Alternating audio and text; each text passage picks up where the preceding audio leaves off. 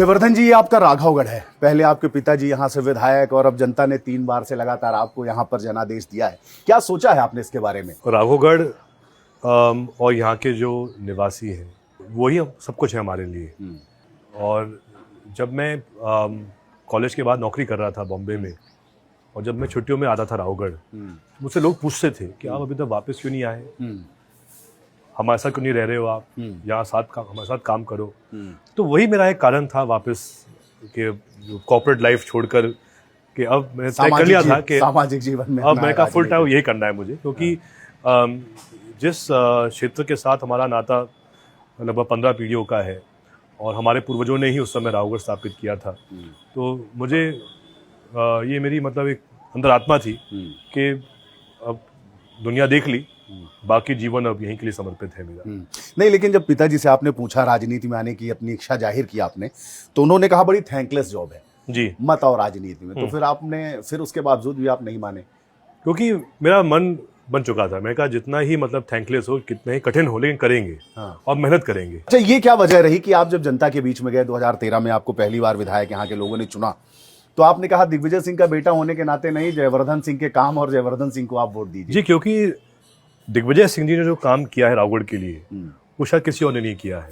जो राघवगढ़ की आज पहचान है सिर्फ एक परिवार से नहीं है, यहाँ के विकास से भी है। अगर आप देखें तो अभी थोड़ा क्योंकि समय बारिश का है, झुंड है, तो वहाँ पे NFL का प्लांट है, बड़ा PSU है, बड़ा फर्टिलाइजर प्लांट है, गेल का सबसे बड़ा LPG प्लांट देश का यहाँ पर है। यहाँ पे जो उद्योग स्थापित हुआ है वो देन कांग्रेस की है। इंदिरा जी आई थी राघवगढ़ NFL के प्लांट के उद्घाटन के लिए, राजीव गांधी जी आए थे गेल के स्थापना के लिए। तो ये एक कुछ ऐसे यहाँ पे उद्योग स्थापित हुए हैं जिसने यहाँ की का रूप बदल दिया है राघवगढ़ का। अगर आप मुझसे भी पूछोगे कि मेरा सपना क्या है राघवगढ़ के लिए, प्रदेश के लिए, देश के लिए, तो शैक्षणिक संस्थाएं ऐसी हो जिससे कि युवा स्वयं आत्मनिर्भर बने। भाजपा के लोग कहते हैं आत्मनिर्भर भारत की, भाई आत्मनिर्भर युवा तब बनेगा जब आप उसको वो शिक्षा प्रदान करोगे। आज दिन तक जो भी world class universities, world class संस्थाएं आज देश की हैं, चाहे IIT हो, चाहे IIM हो, चाहे एम्स हो, सब कांग्रेस की देन है।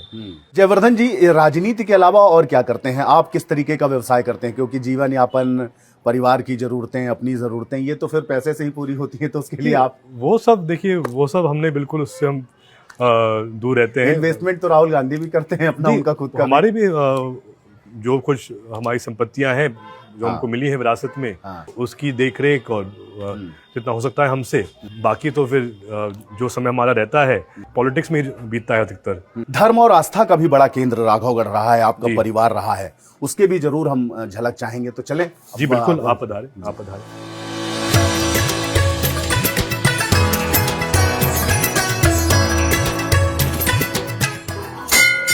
ये राघव जी का मंदिर है जिनके नाम से राघवगढ़ स्थापित है।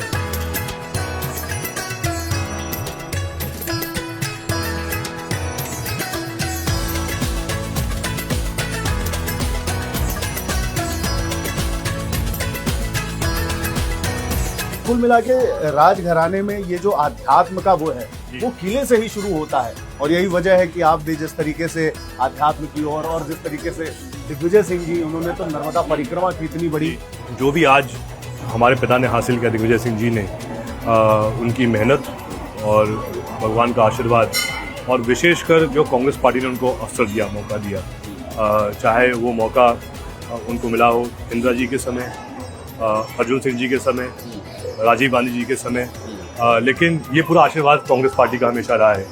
और लेकिन जैसा लगा, मेहनत सबसे महत्वपूर्ण है, और उन्हें सदैव मेहनत करी और हमेशा सत्य के लिए काम किया उन्होंने।